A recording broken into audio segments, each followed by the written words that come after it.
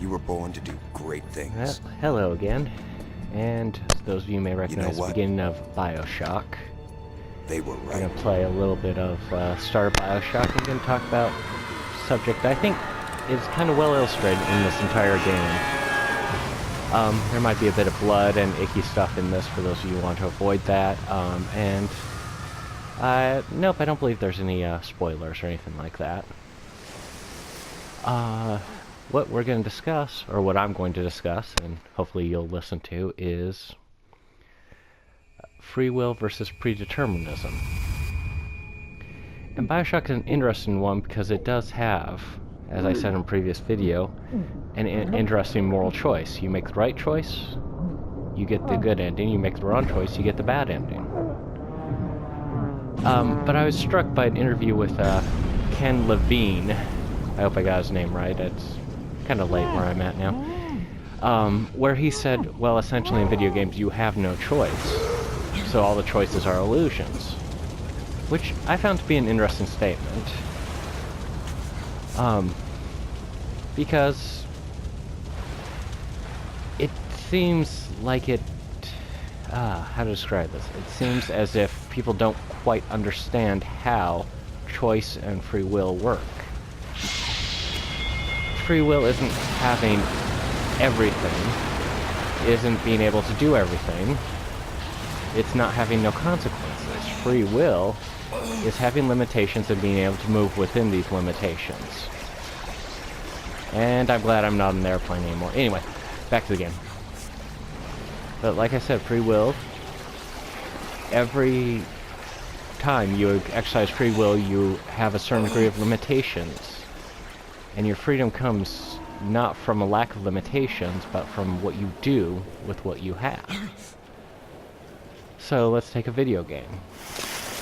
No matter how advanced a video game is, you're still going to have limitations. I mean, whether it's the controls, whether it's graphics, whether it's really anything about the game, you will still have a limitation to it. And hey, especially if you have a game that, say, glitches a bit. Yep, I always found this interesting. No gods or kings, only man. Anyway, which really illustrates Andrew Ryan's Rapture. But about free will. So, predeterminism, let's define these first before I go any further with this discussion. Predeterminism pretty much says all of our lives are determined. We have no choice, we have no free will.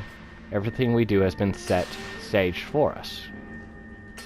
Now it's easy to believe because to a certain extent that is true. We are set with limitations. But it's what we do with these limitations that define us. And the Bioshock games are really about that. Doing things that define us. Now, free will says that we have choice. We can make our decisions, but it's not a free-for-all. It's not freedom to do whatever we want. What it is a freedom to make a choice and then to accept the consequence for it. That's what free will says. It's not just a free-for-all. As ironic as that may sound. Now, I have two questions that I've always wondered about predeterminism, and I'm going to talk over Andrew Ryan's wonderful little speech here, so I'm sorry about that. Predeterminism states quite clearly that whatever happens, it's not our fault. That's just the way we were made, that's just the way we were created, that's just the way we are. Our brains are wired, our bodies are set up. If that's the case, my first question is, why are we not all uniform? Why aren't we all the same? There's a sequence in the book, Wrinkle in Time, where they get into a place where everyone must act and behave the same. Children playing must bounce a ball all at the same time. Now though, why are we not like that if everything is predetermined? Now the only answer I've gotten to that, or that I know of to that, is the idea that we all serve a function. We may be different, we may be different people, we may have different opinions, different abilities and talents, but we each fulfill our function. But the flaw in that idea is that there are so many people who obviously don't fill their function. There are people who have pretty much everything, every chance to do what they can, who waste it, who do nothing with their lives, who sit around just watching TV and do nothing. Others who have absolutely nothing, and yet they go out and they build things, whether a great family, whether it's monetary needs, whether it's really anything. They build it, they function in that regard. And I'm not saying one functioning is better than another function, I'm just using this as an illustration. There's so much detritus in life, in what we do, that it's hard for me to believe that there's no free will involved. But nowadays, how things are, how everything works, it comes out that most people don't seem to believe in free will. Whether we're suffering from some sort of biological imperative, whether it's a political ideology, they say, we don't have free will in this regard, but we all have to be uniform, we all have to be alike in our views and the way we present ourselves.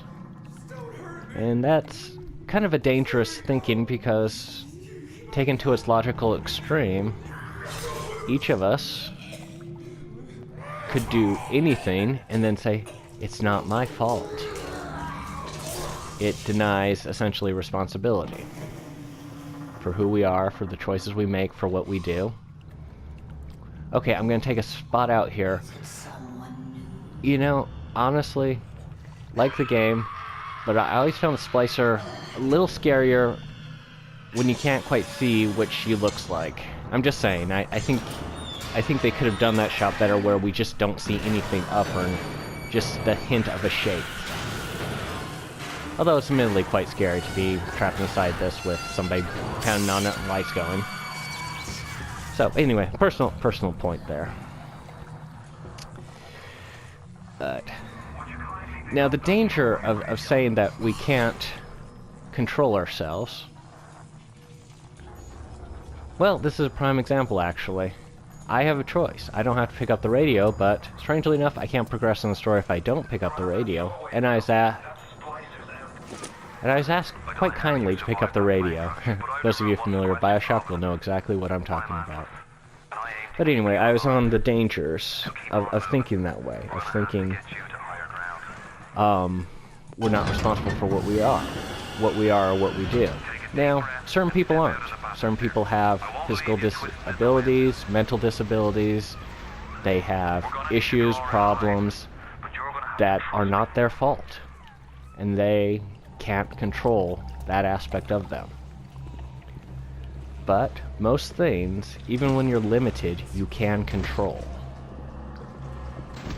And the danger, the biggest danger of not taking responsibility for something is that you don't go anywhere. You cannot improve, you cannot change, you cannot be better than you are. You are stuck, trapped as just one little thing. And never changing, never becoming different. Never having a chance. If you don't like an aspect of yourself, that philosophy tells you to just live with it. But it's not true. It's not the right thing to do. The right thing is to recognize that yes, you have limitations, but you can be better than you are. And you'll never be better unless you truly believe that you're better. Truly believe that you can make yourself better.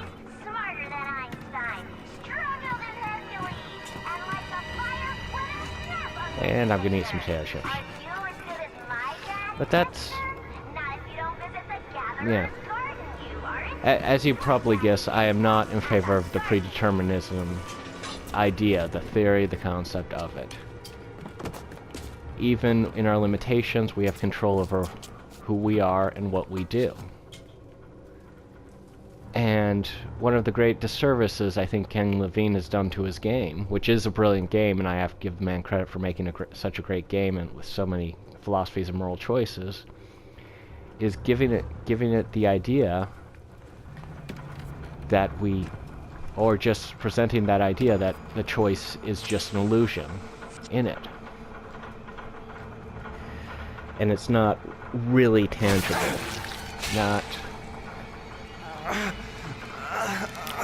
But like I said, it's not the choice, not the limitations we have within a game. It is what we do within these limitations. That's the important bit to remember and to really be. So let me ask you a question. Any of you listening, are you who you want to be? And if you're not, if there's just one little thing you don't like about yourself, yeah, maybe it's something that, hey, it's perfectly okay and you're fine with. But you also have the chance to change that. And I'm not talking about like physical appearances or anything like that. I've known plenty of very attractive people who have felt themselves to be horribly ugly and they've been wrong. No, I'm not talking about body image or anything like that. I'm talking about some aspect of your personality or your behavior that you believe you can't change. Whether it's an addiction to something, whether it's a lifestyle that you just don't think that you started to live, but you just don't think you should live it, even though it's become an easy thing for you to live now. You can change. You can be better than what you are. Look, Mr. Bubbles, it's an angel.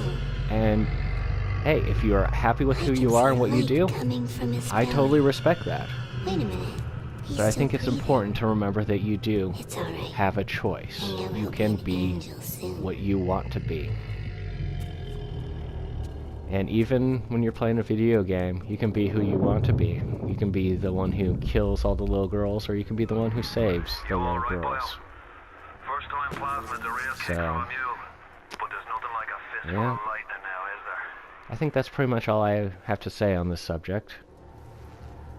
I just want to thank you guys, all of you who have listened, who've watched my channel. I'm not going anywhere, but it is greatly appreciated. I appreciate the choice you made in watching my channel.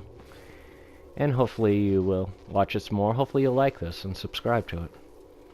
But if you don't, hey, totally respect that. And yeah, I'm going to explore Rapture some more, and you can explore YouTube videos some more. I will see you in the next video.